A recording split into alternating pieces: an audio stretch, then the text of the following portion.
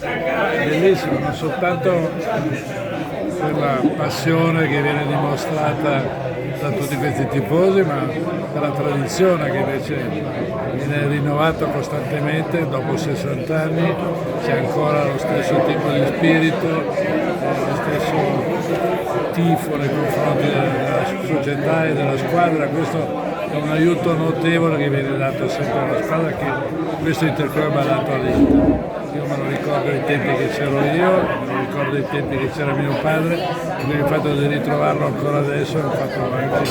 Quindi lei ha un bel legame con Gallarate. Un bel legame con l'Interclub di Gallarate.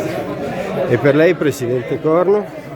Per noi è un traguardo veramente importante, perché 60 anni penso che per il centro coordinamento sia stata anche una bella cosa avere un club che per 60 anni rimane affiliato a questo centro di coordinamento, che è il centro dove raggruppa tutti i club del mondo.